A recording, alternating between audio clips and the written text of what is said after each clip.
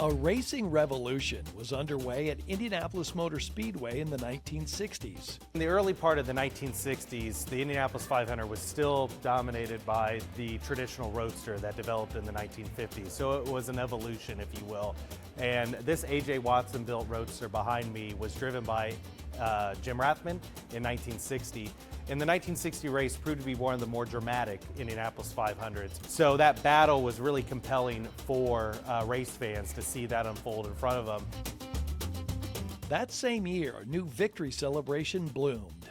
Jim Rathman was actually adorned with a wreath in Victory Lane, which marked the first time for that, a tradition that we now know that's synonymous with the Indianapolis 500.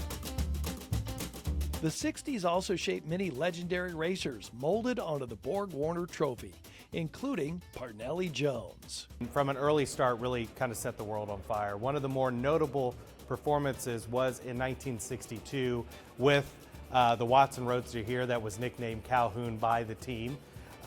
He broke the 150-mile-an-hour barrier. The following year in this car, he would win the Indianapolis 500. But few would reach the same level of success as Super Tech's A.J. Foyt. So during the 1960s, one of the most legendary drivers comes to form at the Indianapolis Motor Speedway, winning the Indianapolis 500 3 times in the 1960s, and that is A.J. Foyt. This car signifies Foyt's second victory during the 1964 Indianapolis 500, but it's also the final front engine vehicle to win the Indianapolis 500. With the most starts in Indy 500 history, Foyt's adaptability makes his 4 Indy 500 wins stand out. He's also the only driver to win the Indianapolis 500 in 2 different types of car. The front engine roadster that consisted of his 61 and 64 victory, and then also rear engine cars, which consisted of his 1967 car that's behind me, the Coyote here, and then also the 1977 Coyote that he would win his 4th. Foyt wasn't the only one to forge his name into racing history. For others, it became a family affair.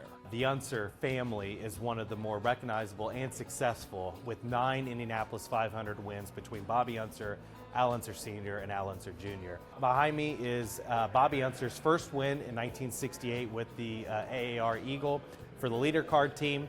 He would win 3 times in the Indianapolis 500, 1968, 1975, and his final win in 1981. In 1969, another all-time great conquered the greatest spectacle. When you think of legendary drivers, the Indianapolis 500 is no short of those, but one of the ones that stands out the most name-wise is the Andretti family name. And that started in the 1960s with Mario Andretti. His rookie year in 1965, Indianapolis kind of eluded him.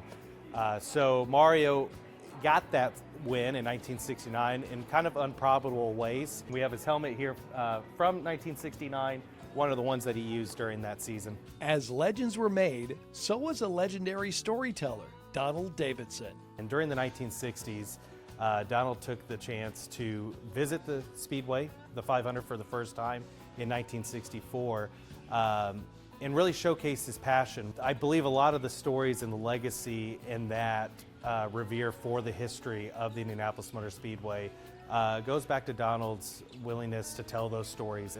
Preserving and sharing history for generations to come. In Indianapolis, I'm Scott Jones.